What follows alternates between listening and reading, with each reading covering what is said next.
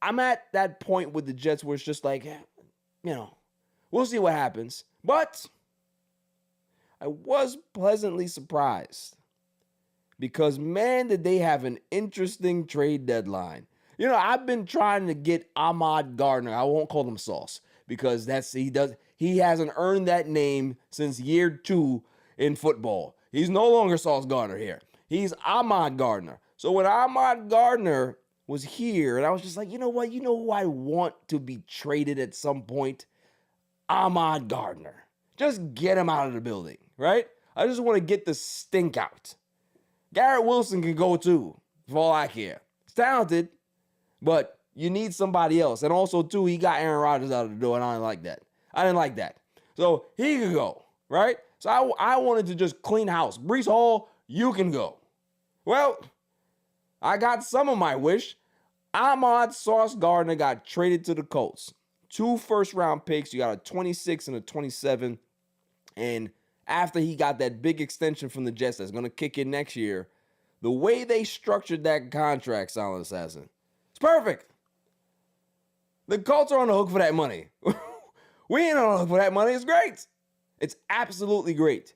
And everybody's like, oh, why did the Jets do this? And he's one of their best players. He wanted to stay. Even if they wanted to keep Ahmad Gardner, you're getting 2 first-round picks for him. You have to take it. Because at this point, guess what? Newsflash, he's not worth 2 first-round picks. His talent doesn't scream that because he's been a declining asset for quite some time now. But the Colts feel that they're in win-now mode. They believe that they can be able to strike while the iron's hot. The AFC is kind of up for grabs, right? So they feel that they can be able to strike this year and also next year. So what do I need a draft pick for? Hey, cool. Go ahead and go take him. So I see grades out there where they're giving the Colts like a D or a C, F, some people, and they're giving the Jets an A. Yes, you have to give the Jets an A here because you are now giving your team a chance to start fresh. Drafting, you can be able to draft either some position players that are good, some cornerbacks, maybe you can go get some safety. Whatever you need at this point now, you have a treasure trove of riches to be able to pick. Now, picks are good, but I need to see how Mr. Muji is going to be able to kind of man the ship and man this draft. Is he going to be able to pick the right players to be able to be on this team going forward? Are you a good scouter? Do you have an eye for talent? All of the draft picks, so we can have a cabinet full of them shits. But if you are picking bad players, it doesn't matter. It doesn't matter. So I was happy that Ahmad Gardner got traded, right? I'm over here looking, I'm excited. I'm on my phone. I'm going to get that Breece Hall news. Get him out of here, right? Didn't come. Then all of a sudden, Quinnen Williams. We trade Quinnen Williams to where? Dallas Cowboys. Okay, cool. What do we get? What do we get for him? So we got a 2nd round pick, we got a 1st round pick, and we got bum-ass Mozzie Smith. Great. So I don't necessarily want to trade. I didn't want to trade Quinnen Williams because I think Quinnen Williams is a great player. He's one of the best defensive tackles in the game. His numbers don't really match that this year because the Jets are just a bad team this year. But when you talk about a guy that can be able to command double teams, command triple teams, be able to move that offensive line, to create gaps, to create matchups for other people, that's what he does. He is a star. And when you have guys like that, they're cornerstones of your franchise. And I've been hearing rumors that he might not have been happy with the franchise. He probably wanted to go, and him going to the Dallas Cowboys, they're 3-5, they're 3-5-1 at this point. They have a puncher's chance or a little bit less of that to be able to get into the playoffs. We'll see what happens with them. but I think it's just a better situation for him just because that they have a stable quarterback, they have a stable number one wide receiver.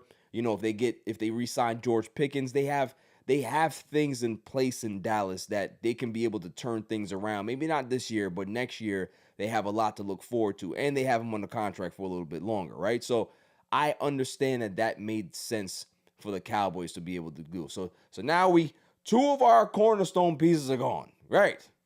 Still waiting for Breece Hall. All right, anytime now, right? And I see these reports, the Jets want a third-round pick. And I was like, are you really going to be a stickler on getting a third-round pick? If somebody's offering you a 4, you take it. Because at the end of the day, I think he's a restricted free agent after this year. So it's like, I don't think that they're going to re-sign him. He's 24 years old. He's still young, but I don't know if they're going to re-sign him. I just don't. I don't see that. Mm-hmm. You know what I mean? Yeah, that makes sense. Yeah, so the Chiefs had offered a fourth round pick, and then reports were saying I don't understand why they wouldn't do it because he's not going to be on the. He could be, but he's not guaranteed to be on the team next year. So get what you can for him. Get what you can. Yeah. I'd have took a fifth and a gym bag for Breece Hall. I'm telling you, he's a good player, but it's you need to clean house. Mm-hmm. I don't care what you get at this point. Get something, because if you believe in your drafting skills, then a 4, a 3, 4, or 5, what difference does it make? What does it make? You can get running back talent deep in the draft. 5th round, 6th round. We've seen guys that have turned into stars in the 7th round of the draft. So it's all about your particular scouting department. It's your war room. If you can be able to figure it out, then what does it matter? What does it matter? Also, too, how they were able to steal 2 first for Gardner. I feel you're able to be okay, we could take a lesser pick. Right. For Breece Hall Exactly. You got 2 for him. Exactly. So yeah, makes it worth it. Yeah, that's my whole thing, because now you have the ability, because you have 2 first-round picks this year, you can be able to use one of those first-round picks and trade back into the draft and get more stuff. Mm-hmm. So it's advantageous to you to just stockpile as many picks as you possibly can get. Take some running back off the practice squad, let him play. This team is washed this year. We ain't trying to win at all.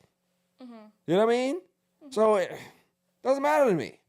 Doesn't matter to me. Now, what was fascinating is that after the deadline, the reporters, they're asking Breece Hall, and they're like, "Hey, Breece,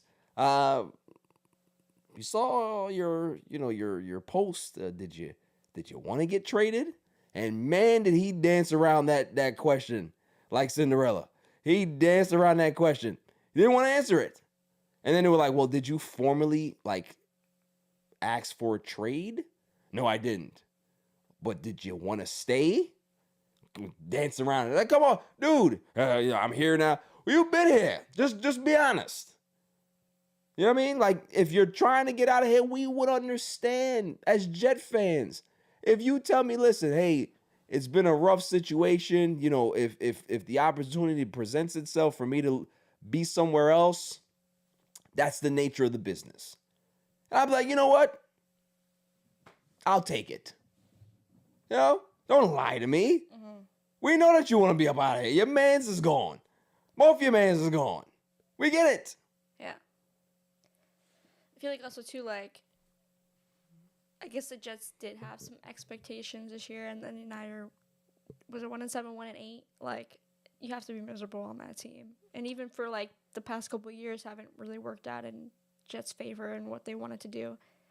So I'd be I want to get off. Especially going to the Chiefs, Chiefs always make it to the playoffs. Right. They're gonna find their way this year. I would want to, kind of push that to go through. But, oh yeah, could you imagine there's rumblings and you hear that the Chiefs are interested. Your agent hits you and say, "Hey, Breece, Chiefs may want you." Oh my God, you get so excited, right? You you got your gym bag going and you got that pep in your step. You know what I mean? You just got a text message from one of the girls that you liked. You know what I mean? You ready to roll. And come to find out that you just say, "No, we want a 3. Yeah, we don't want your 4." And then you realize, oh, dude, the time's going. It's only a couple of minutes. Is this happening? What's going on? Am I going to Kansas City? Nah, that must feel terrible. It does. Mm-hmm. You know?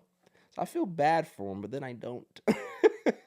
Because, hey, you're a Jet and you need to be miserable like the rest of us. Okay? We are miserable watching you. You are miserable playing, and that's just the way it goes. It's a symbiotic relationship on this team, and it's horrible. Okay, that's what it is. And listen, I got another message out there for that kid, right? For that kid that was out there, his father broke the news to the kid, hey, Sauce got traded. Start crying, and now you want to, well, I ain't want to root for the Colts. Go ahead then. Go ahead then.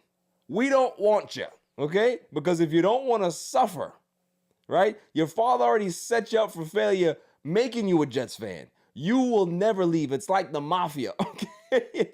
We will tell you when it's time to leave, okay? Even me, I left for a little while, but I didn't leave. I was always in. I was always invested. I was always checking on the Jets, like, you know, like that jaded lover. I was always checking. I had the burner IG account, looking at the page every day. That's what I was doing. Because you're never out. All right? You're never out. And that's the problem about being a Jets fan, is that misery, it's a part of your DNA. Okay? We understand pain. So when the Jets finally do win, oh man, the joy that the fan base is going to have, because we know that even if they do become successful as a fan base, we will never take it for granted. Because it's like, they might be good now, but just like that, they can go right back to being the Jets. So we just ride the wave as long as we possibly can. It's just like when Rex Ryan got here, right? Came in with all this bravado, say we're going to win the Super Bowl. Who talks like this? Who does this? With the Jets? And what happens? Back-to-back AFC Championship games. Never seen it in my life. Never seen it, right? And everybody was like, yo, this team is going to be good for the next 6-7 years. And I looked at every single Jets fan that I knew, and I say, oh, you poor man. You poor thing, you. You are optimistic. No, it's not what happens in Jet fandom. You live in the moment because you never know when that moment gets snatched from you. So that's all it is that when they do get back there, and I hopefully Aaron Glenn and Muji, and they're the ones to be able to spearhead this thing. Go get me a quarterback, a real quarterback that can be able to figure it out, right? If you can be able to do that, I will appreciate it. But I am not going to be one of those crazy people to think that this is going to be sustained, because you have that bald fuck that owns this team that refuses to get out of the way and just let the people that understand football do what they have to do. We have to constantly see him around with that stupid bald hat on, that white hat that he wears. I just, every time I see Woody Johnson, I get upset. I get angry, because there's like flashes that happens, right? Is that I remember back in 99, Bill Belichick is supposed to be the coach. And then Bill Belichick says, hold on, who's going to own the team? He's buying it? No, I got to get out of here. He knew it. He's seen it before any of us did. That guy's going to own the team? He's an idiot. I will not work for him. You know the pain that you got to deal with to understand one of the greatest coaches of all time were right here? And he said no and faxed in his resignation, grand opening, grand closing. He took the job, and then 12 hours later, he was like, no, I'm all right. Pain. Mark Sanchez butt fumble.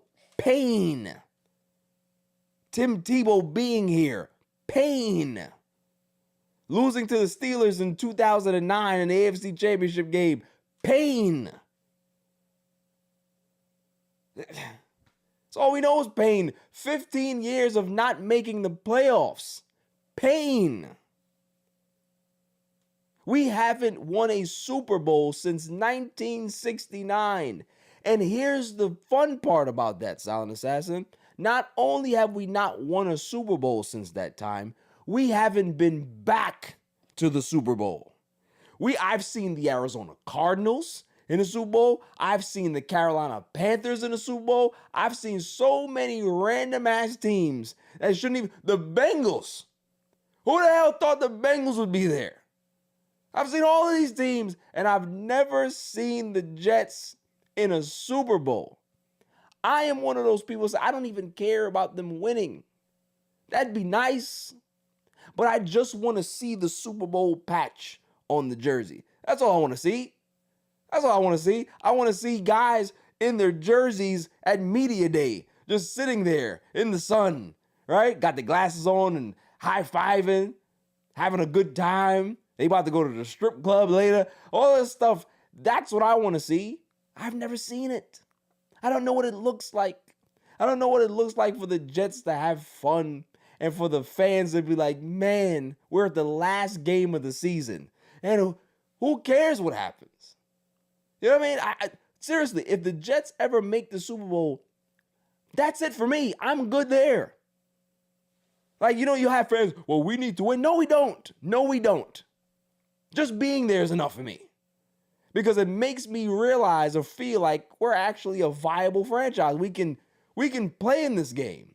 Great. If we win, all right. Getting there, winning the AFC Championship is a Super Bowl for me. You know what I mean? So, good start, good deadline. I'd like to see how they use these draft picks and rebuild this franchise from the ground up. If it's going to be Aaron Glenn, let him have the time to do so. That's all I'm saying.